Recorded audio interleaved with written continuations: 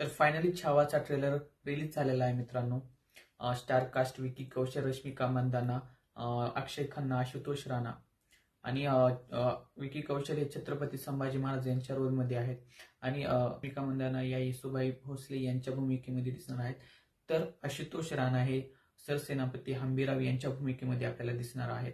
Trailer कसा वाटला हे जर एका वाक्यात सांगायचं असेल ना मला, तर एवढंच सांगू इच्छितो की अंगावर शहार आला. फर्स्ट सीन ते लास्ट सीन पर्यंत अंगावर एकदम शहार आला.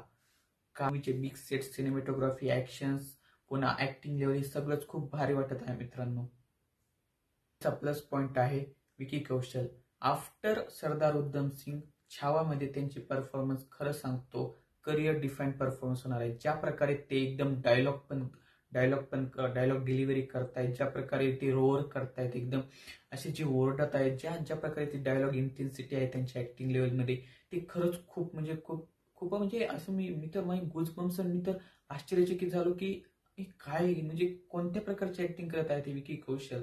आणि मी स्क्रीनवर कोणाला बघत आहे, खरोखरचे संभाजी महाराज तर माझ्या पुढे आले नाही, तर म्हणजे इतकी भारी होती त्यांची ऍक्टिंग लेवल. आणि आणि मी एवढ्या म्हणजे मोबाईलवर जे आपण बघत आहात तर आपल्या अंगावर असे शहर येत आहेत.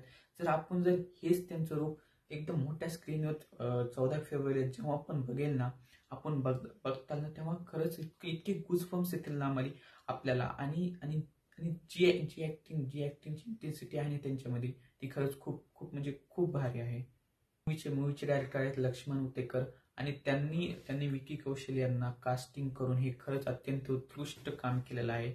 आणि अक्षय खन्ना हे पण औरंगजेबाच्या रोलमध्ये खतरनाक दिसत आहेत. ते पण खूप म्हणजे खूप छान, ते पण खूप छान ऍक्टर आहेत. पण त्यांना म्हणजे इंडस्ट्रीने तर साईडलाईनच केलं, पण मॅडॉक सिनेमाज त्यांना आणून खूप छान केलेला आहे. त्यांना पण ट्रेलरची लेंथ 3 मिनिट 9 सेकंद आहे आणि त्या 3 मिनिट 9 सेकंद मध्ये पण आपल्याला स्टोरी थोडी सुद्धा रिव्हील होत नाही.